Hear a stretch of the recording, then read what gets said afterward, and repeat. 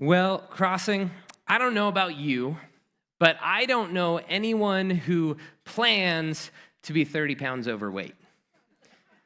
I don't know anyone who plans and they have a 5-year plan to become bankrupt.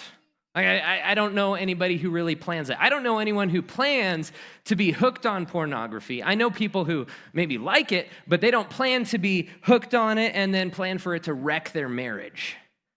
I don't plan, and people don't plan to do these things.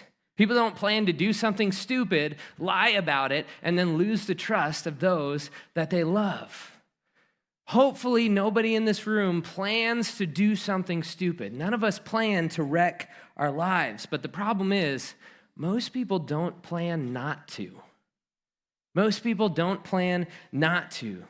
See, what we're going to talk about today, it actually has the power to impact and change and make a difference in so many of our lives and in our hearts if we truly are open to God about it. If you want to follow along with us, we've created an event that has discussion questions, all the verses that we're going to be talking about and going through today. If you scan that QR code that's up on the screen, or you could go to the YouVersion Bible app, go to the events, and then you'll see the Crossing Fellowship. We put together those discussion questions so that way you as a family, you as an individual, or you as a life group can take Sunday morning and go a little bit deeper, take it to the next steps, and really talk about how this can impact you in your life specifically. So last week, we started this new series called Pre-Decide, and it's all about the importance of our decisions. Basically, the quality of our decisions determines the quality of our life. In other words, you make your decisions make you. They determine where you end up. And the problem is, though, many of us are not that great at being decision makers. We don't always make the best choices. We maybe have good intentions, but we're not that great at the decisions that we often make, which is why last week we introduced this thought about pre-deciding, and we made this kind of equation, you could say, that when faced with blank, whatever the situation is, whatever the scenario is, whatever it is, when faced with this, I have already pre-decided to do this, to take this action. Maybe it's when faced with the temptation to binge eat or to spend something or to look at something I shouldn't do. I have already pre-decided to take this action.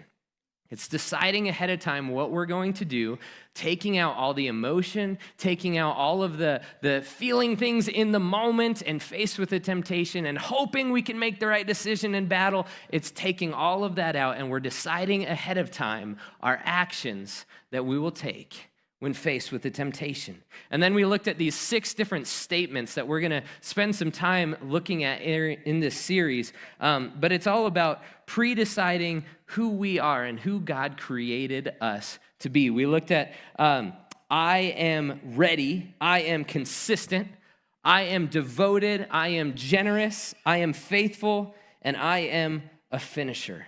Because when we pre-decide these decisions, when we pre-decide who we are, we understand the values that God has placed upon our heart. And when we know and we understand our values, then our decisions become so much easier. When we understand who God created us to be, our decisions and how we choose to live become so much easier. So this morning, we're going to talk about being ready. And I want to start out with this. How many of you have ever been tempted? See, that was just a test to see who all was listening and not listening. Okay, so all of us raised our hands there, or should have raised our hands. We have all been tempted. Now, how many of you have been tempted, given into temptation, and then regretted that decision? Oh, look, I'm pretty sure that's almost everybody, which kind of concerns me about some of you. I don't know, but the question is, though, why? Why did we give into temptation? Why is it that we gave into this temptation? And I would say oftentimes it's because we weren't ready. We weren't prepared for the temptation when it hit. We just weren't ready for it. But look at what it says, and this is from Paul. He said in 1 Corinthians, be on guard. Stand firm in the faith and be courageous. Be strong. He's saying you need to be ready You need to be on guard. You need to be prepared for what is to come. And then look at the words of Jesus. He said, watch and pray so that you will not fall into temptation. Because the spirit is willing, but the body is weak. Jesus himself, he said, you need to watch and pray. You need to be on guard. You need to be prepared. You need to be ready for when temptation is going to come. You need to pre-decide that you are ready. We all need to pre-decide that we are ready, watching and praying and prepared. Why? Why do we need to pre-decide that? Well, number one, the devil is coming for us. The devil is coming after us. We have a spiritual enemy, and he is coming after us. He's on a mission to steal and kill and destroy, and he wants to destroy anything that will bring honor to God. We have an enemy who is coming after us. It says in Ephesians 6, it says, put on the full armor of God so that you can take your stand against the devil's schemes. He's saying you can't just go at him with a sword and a helmet. You can't just put on your boots and shin guards and then hope that you're going to be okay. You need a full suit of armor to go and stand against the devil's schemes. Why? Because he knows your weaknesses. He knows where you're vulnerable. He knows, so you need a full suit of armor. You need to be fully prepared for anything that the devil could throw at you. We will be ready because the devil is coming after us. We have a spiritual enemy who wants to destroy us. We need to be ready and prepared. But unfortunately, we are not as strong as we think we are. I love to think that I am definitely able to withstand and I can hold it and I am so strong, but we are not as strong as we think we are. We tend to think we can handle so much more than we actually can, that we could say no to so many temptations that we're not able to. And this is to the people who are like, well, I can handle it. It's under control. I'm the one who's in charge of it. It's okay. I can say no whenever I want to say no. I can stop when I want to stop. I'm really in control over this. I don't need to worry about this. But look at what it says in 1 Corinthians. It says, so if you think that you're standing firm, if you think that you're okay, you think you can handle it, you think you have the strength, if you think that you are standing firm, be careful. Be careful that you don't fall. Be careful that you do not fall. This is how we so often find ourselves in places that we regret. Because I think I can handle it. I got it. I'm strong enough. I can say no. And then we end up finding ourselves doing something that we wish we didn't do. We make decisions that don't honor God. See, the thing is, people vastly overestimate their ability to say no to temptation. It's actually something called restraint bias. It's where people think that they can say no more than they actually can. This is why if somebody brings in donuts to work and they put them in the break room and they say free, your first time walking through, you get a little sniff and you're like, oh, okay, but I've already decided that I'm going to eat healthy. And so you walk your way through and you're doing okay. Then the second time smells a little bit stronger. And maybe you sit down with some others who are choosing to eat some donuts and you're like, but I've decided I'm not going to do it. And then the third time you walk through, you don't know what the heck happened, but you blinked and now you found yourself neck deep in a sea of Krispy Kremes. What in the world is going on? It's because we don't understand how much it takes to resist temptation. We don't understand how much it wears us out. Our ability to say no to temptation, it wears on us emotionally, mentally, physically, and spiritually. It wears us out. Our willpower, it's a limited resource. And the longer and longer and longer that you resist, the more and more it wears you out. It drains us. This is why so often if you find yourself working with people that just grate on you, they're just irritate you and maybe they criticize or nitpick at every little thing that you do. I don't know anybody like that. Maybe you do, I don't know. But you're working with them and it's going throughout the whole day and you're just this is really irritating me, but you're fighting the temptation to punch them in the face or fighting the temptation to yell at them and you're doing really well and they're just nitpick, doing all this stuff and you're fighting it, and you do so good and you make it to 5 o'clock. And you're like, yes, I can go home. But then you go home and you blow up at your spouse. Why? Because it wears on you. anytime that we are resisting a temptation, it drains us. It wears us down physically, emotionally, mentally, and spiritually, because willpower, it's a limited resource. You and I, we need to understand the devil is coming after us. We have a spiritual enemy, and he wants to attack us. And you and I, we're not as strong as we think we are. We'd like to think we are strong, but we're not able to. We need to understand the devil is coming after us. And so we need to pre-decide that when he attacks, we will be ready. We're not going to wait for the moment and just hope that we can stand up against his attacks. No, we are ready. So today I want to share with you 3 keys to fighting temptation. This is what we're going to look at today. We're going to look at how we need to move the line, how we need to magnify the cost, and how we need to map out our escape. And so the first thing that we're going to have is we're going to move the line, which I so happen to have a line right here. Look at this. It's all fancy. I made that myself. I knew you were wondering. And I'm going to even do something for you guys that are online. Look at this. Da, da, da. Well, if they change it, it'll be okay. I just changed the camera so you could actually see. Look at that. Our tech team's amazing. I love those guys. But we're going to decide to move the line. So we got a line out right here. This side of the line, this is sin. This is bad. This is no. Don't go here. This is bad. This side, this is God's will. This is where we're supposed to be walking okay. And you know what happens? Every time that there is a line, do you know what you and I do? How close can I get? I'm not touching it. I'm not going over, but how close can I get before I fall over the line? And if you don't think this is true, hang out with middle schoolers when they first start a relationship with the love of their life.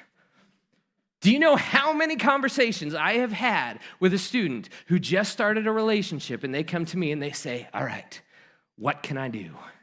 Can we go from like side hug to front hug? Like, can we like little shoulder rub here, a little smoochy smooch? Like, can I sniff her hair? What can I do? Tell me what I can do. And do you know what they're saying? How close to sin can I get without actually sinning? How close can I get to this line without actually giving in to the temptation?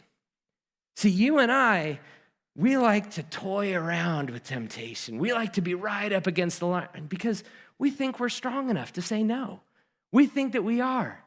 But you know what we're going to do? We're going to pre-decide to move the line. We're not going to say, hey, I'm okay with being right here and flirting with this and like almost leaning over. We're going to decide, no, I'm going to put the line right here. So I can go here and it's still okay. I'm still in God's will, but I am choosing when I get to this point, no further, no further. I'm not going any closer to sin. We need to pre-decide that we are going to move that line.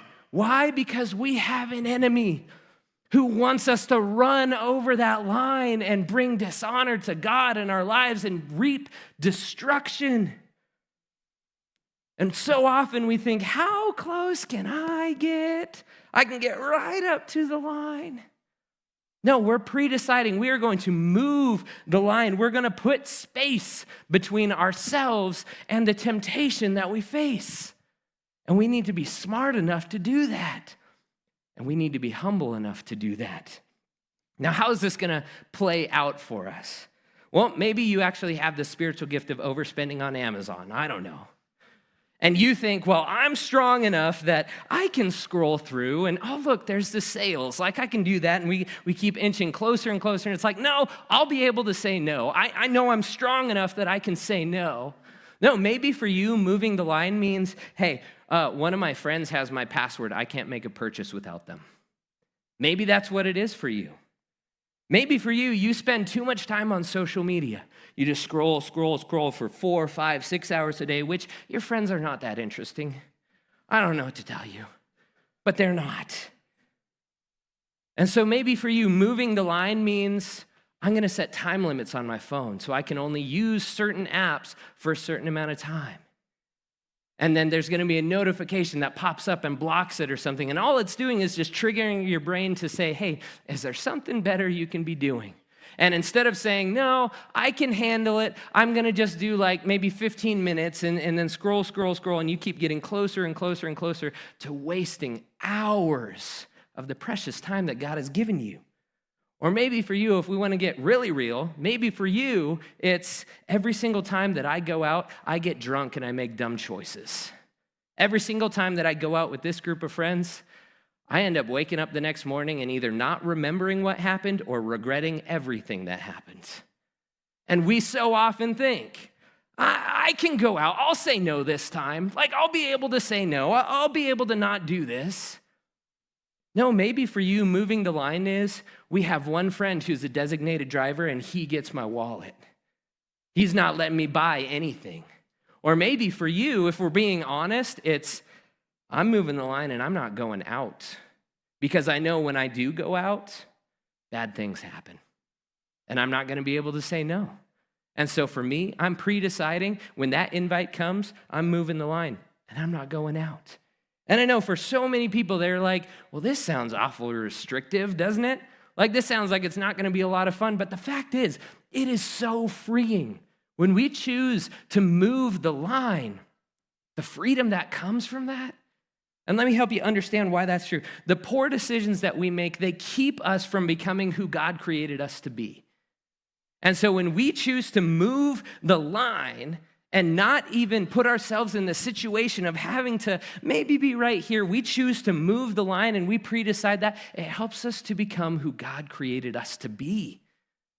And it is so freeing when we begin to discover the person that God created as a beautiful treasure that he designed.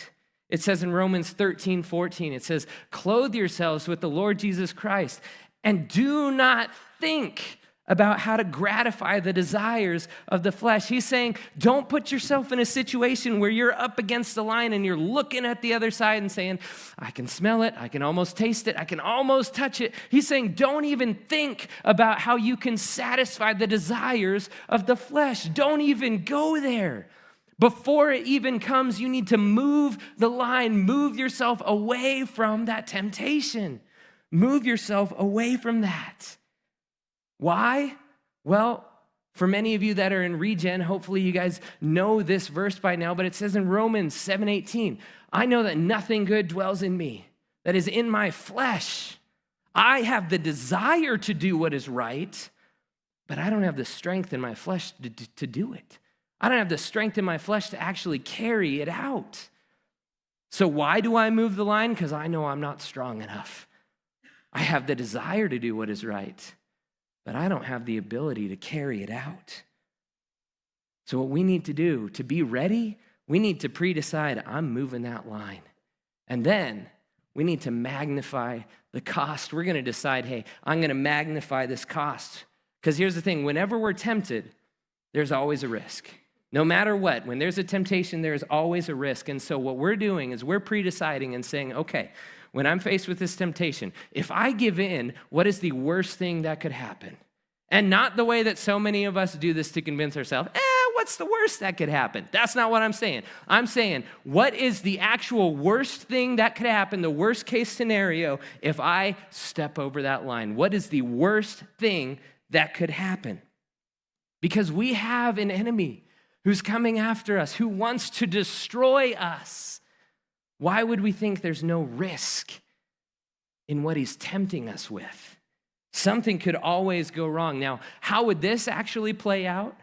Well, if we can be real about today's society, it could be, well, the absolute worst that could happen is there could be a pregnancy outside of my marriage if I go into this. Well, this could financially destroy me and you and everyone else involved, and we could find ourselves bankrupt and broke. This could cost me my entire reputation, everything that I have lived for and everything that I've strove to do. This could cost me everything.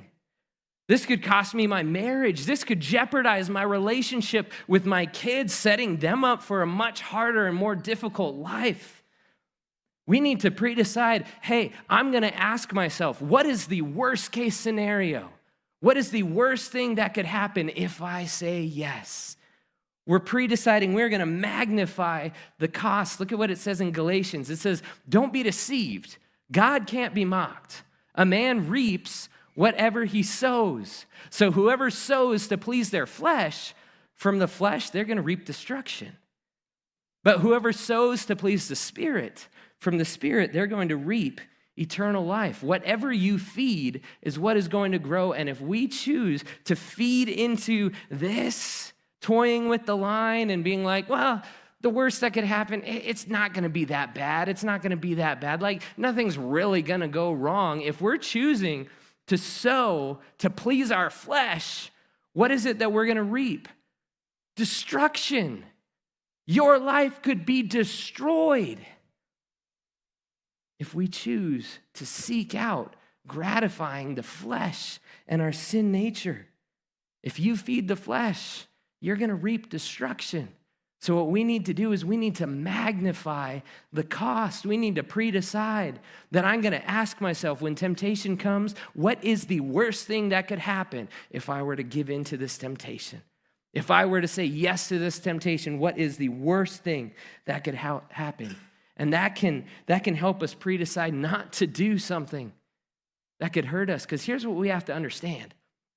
5 minutes of sin can destroy an entire life. It can destroy an entire lifetime of pursuing Jesus. Crossing, we need to recognize we have a spiritual enemy. He is coming after you. He is coming after me. And we are not as strong as we think we are. So we're going to pre-decide. I'm going to move the line. I'm going to put space between myself and the temptation. I'm going to magnify the cost. I'm going to literally sit down and think, what is the worst case scenario if I give into this temptation that could happen? And then we're going to map out our escape. And the best example of this to ever exist comes from Joseph in the book of Genesis. Look at this story. It says, now Joseph was well-built and handsome, which is actually how Sharia describes me. Yeah. Joseph was well-built and handsome, and after a while, his master's wife took notice of Joseph and said, come to bed with me. See, here's Joseph. He gets sold into slavery by his brothers, and then he gets purchased by a man named Potiphar. And he does so well, he's serving so faithfully and doing so well for Potiphar that he begins to elevate him until he is second in command right underneath Potiphar. Potiphar trusts him with everything, so much so that he leaves him at his house to carry out his duties while he goes and does other things. And then you got Potiphar's wife, who she notices him, and she's like, hey, you're a good-looking stud. Why don't you come have a little bit of fun with me? Why don't you come do this? And you know what? Do you know how easy it would have been for Joseph to say yes? Because here's the thing. Joseph could have been like, I'm not in my homeland. Nobody around here even knows me. Like, I could say yes. I mean, I'm a well-built, good-looking guy, and there's this cougar coming after me. Like, wow. Like, yeah, I could have said yes. It's like, do you know how easy it would have been for him to give in? Or you know what Joseph could have done? He could have done what so many of us do. And we use our disappointments to justify our disobedience. Because you know what? Joseph, he wasn't doing anything wrong when his brothers beat him, threw him in a pit, pulled him back out, and sold him into slavery. Joseph could have been like, well, God led me here, so I guess I'm just going to do what I want to do. See, don't use your disappointments to justify your disobedience. Do you know how this often plays out in today's society? Well, my wife's not fulfilling my needs, so got to do what you got to do. Well, he just irritates me at home and just sits on the couch all the time, so what could it hurt? If we're honest, we use the disappointments in our life to justify the poor choices and our disobedience against God. See, we feel maybe God did something and he didn't come through for us the way that we wish he did, or he didn't provide for us, and so he didn't do what I want him to do, so I'm not going to do what he wants me to do. And we use that anger to justify sin. And it's awful and terrible. And Joseph, he could have done that, but he had pre-decided he's going to honor God. He's going to honor God with his decisions and choices. So you know what Joseph did when Potiphar's wife came and she was like flirting and all this stuff and everything? You know what he did? He said no. And you know what happened when he said no? The temptation stopped. And he was transformed into a field of flowers where everything is glorious and he's just floating and all happy. Angels singing. No. You know what happened? She wouldn't stop. She kept pursuing him, and day after day after day, she's coming after Joseph saying, hey, buddy, look what you could be having over here. Like, she's tempting him. And in the same exact way, we have a spiritual enemy who is coming after you. He is pursuing you in that same way, day after day after day, and we're not as strong as we think we are. So we need to decide that we are going to be ready when he does attack. She continued day after day after day. And we might think and look and be like, wow, Joseph was so strong to be able to say no to that, to resist that. No, Joseph wasn't strong. He was smart enough to map out his escape. See, the story continues on. And it says that there was one day Joseph, he's working in the house and he's doing all the things he's supposed to be doing. He's serving his master, Potiphar. And all of a sudden, Potiphar's wife shows up. And she's like, hey, good looking. Let's go party. Let's go have some fun. And Joseph's like, no, I've already said no. I'm not going to do that. And she keeps getting more and more aggressive. She's rizzing him up, as the young'uns would say. You know, rizz, it's a word. It's okay. Just forget that. Anyways, so she's flirting. She's coming after him. She's doing all of this stuff. And Joseph's like, no, no, no. And finally, what happened? She caught him by his cloak. She grabbed his shirt and said, come and sleep with me. Right now, I'm done messing around. Bout chicka wow wow, this is about to go down. This is where we're at. That's the temptation that he was faced with. But he left his cloak in her hand and ran out of the house. He pre-decided, if she grabs, I go. I know I'm not strong enough. If she starts touching me up, I'm not going to be able to say no. So I am deciding before that even happens, if she grabs, I go. I'm running. I'm getting out of there because I know I'm not as strong as I really think that I am. I don't want to get to a point where I'm like, should I say yes? Should I say no? What should I do when I'm right on that line? No, I've already moved the line. I already know what could go wrong. If she grabs, I'm gone. He ran out of the house without his coat. Why? Because he knew it was better to have a good name than it was to have a good coat. He left. It was probably a Louis Vuitton. He didn't care. He ran out. He just left it there because he's saying, my reputation, my life, my desire to honor God is worth way more than anything you have to offer. It's worth way more than any good time that you could offer me. He had pre-decided he was going to honor God. If she grabs, I go. See, time and time again, we think we're strong enough to resist the temptation. And time again, we find ourselves waking up the next morning regretting our decisions. We need to be ready. And we need to pre-decide, if she grabs, I go. If this happens, here's my plan of escape. Once this takes place, here's who I'm calling as I'm on my way out the door. You will be tempted. I will be tempted. Because we have an enemy who is coming after us, and we need to recognize and realize this. It says in 1 Corinthians, no temptation has overtaken you that is not common to man. God is faithful. He will not let you be tempted beyond your ability. But with the temptation, he will provide the way of escape that you may be able to endure it. See, there's two things with this verse that we got to recognize. When you're tempted, it's not uncommon. God doesn't have to take a step back and look at your situation and go, oh, that's a new one. No, it's not uncommon. Satan, our enemy, he loves to make us think that you are an isolated individual, that this temptation, nobody else could ever understand what it is you're facing and going through. You're all on your own with this one. Well, everybody else, they were tempted with similar stuff, but you, it's so specific. No temptation is uncommon. It's the same temptation he uses on me that he uses on you. Do you know how I know that? Because it's the same enemy. The same enemy is coming after you with lust, is coming after me with lust, with a desire for money, with a desire for success, whatever it is, whatever he's tempting you with, you are not the only person he's tempting with that temptation. You are not alone in what you experience. But here's what else we have to remember. God will provide a way of escape. We have a faithful God. So no matter what temptation you're feeling or experiencing or going through, no matter the lust that he's throwing in your face, no matter the desire to be as successful as you possibly can or to gain as much money as you can or to gossip this way or do whatever it is, no matter what, our God is faithful and he will provide a way of escape. He's already given you your out.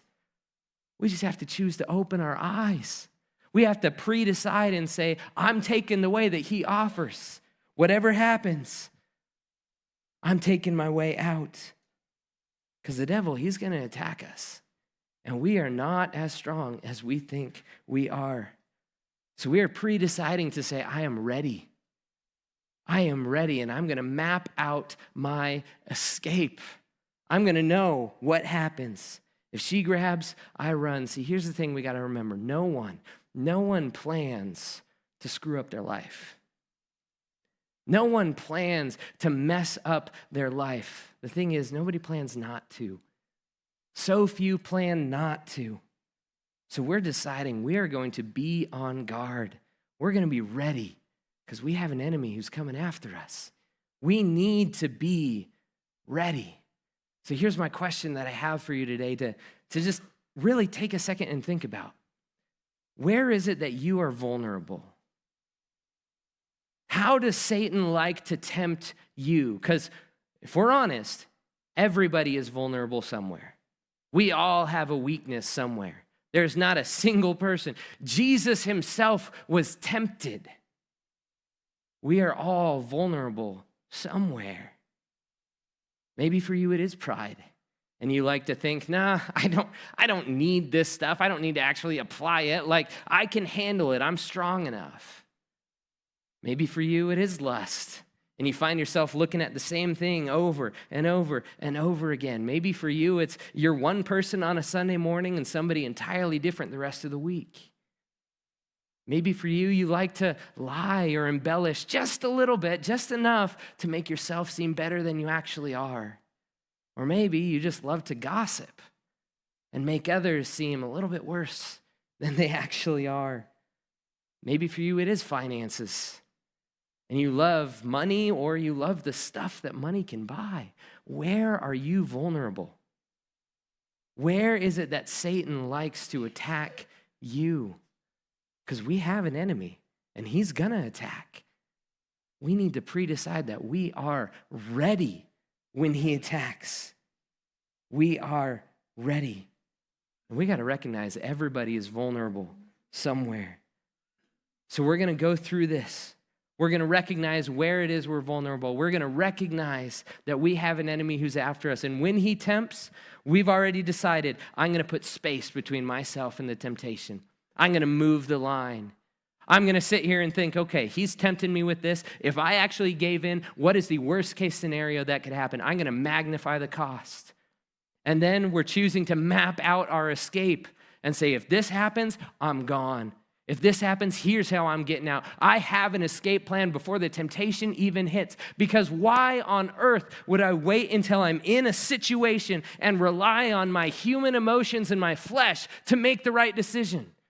Why do we wait and put ourselves in these situations when we have the ability to eliminate them today? Why would we fight? Why would we hope we make the right choice when we can make the plan today to eliminate that in the future? And I know there's so many of us that sit here and think, well, I'm strong enough. I can handle this. I don't need to do all of these things. I don't really need to go through and plan all these things. I'm not weak. I'm not vulnerable. Why would we resist that? Why would we choose to resist a temptation when we have the power now to eliminate it in the future? Why do we just hope we can do it? Why would we do that? We need to take the steps to eliminate so much potential for heartache.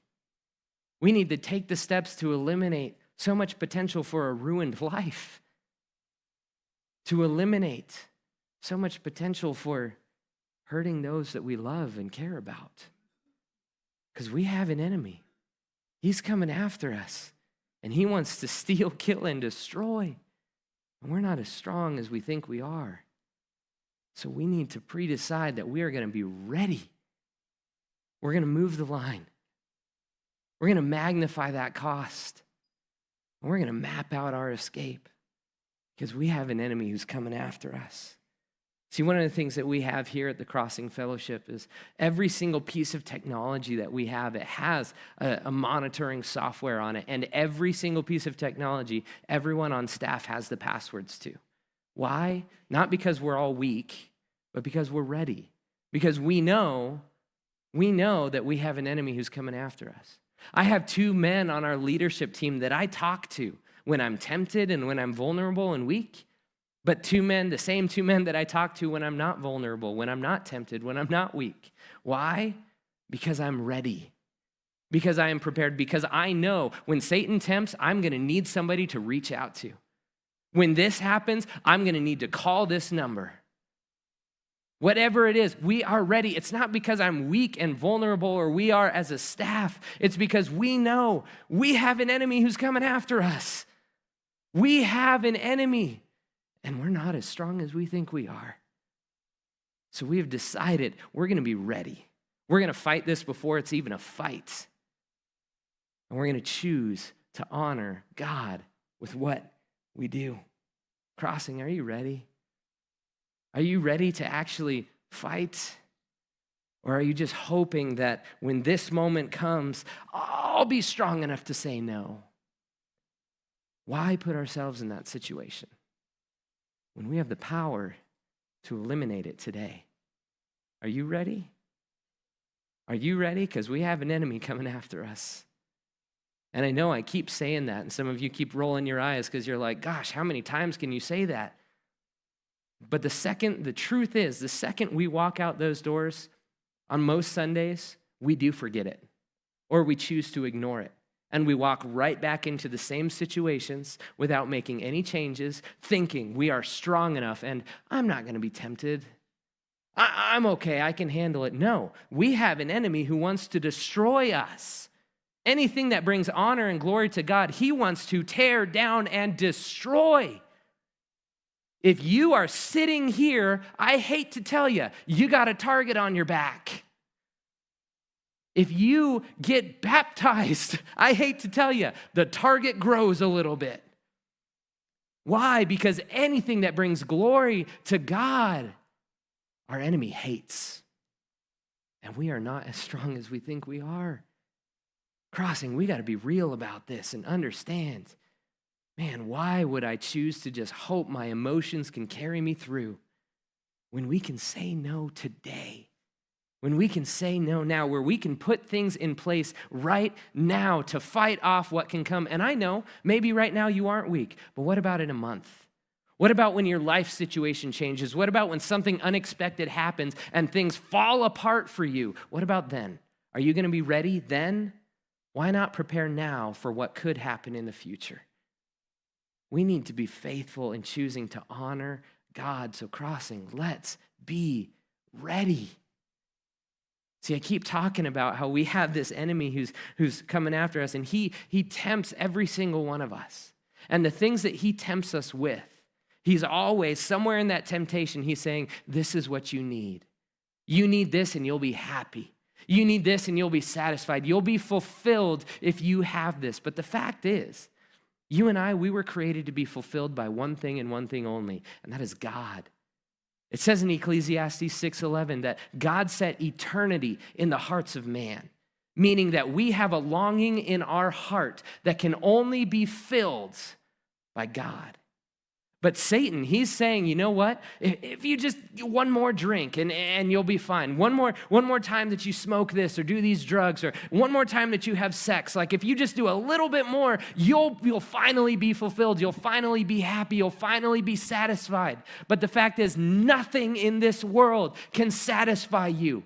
God is the only one that can bring that satisfaction.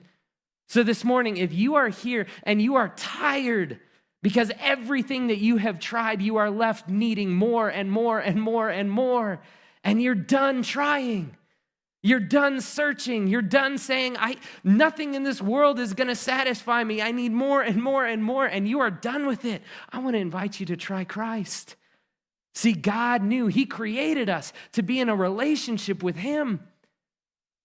But there are sins, the things that we choose, the temptations we give into, they separate us from God. And God knew that the only thing that can satisfy is Himself.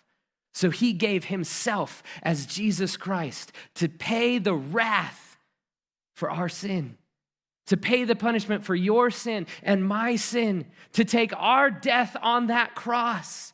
He paid it. He took it for you and for me so that way what? What could happen? So that way we could be fulfilled in a relationship with God, the only one who can fulfill us. If you're done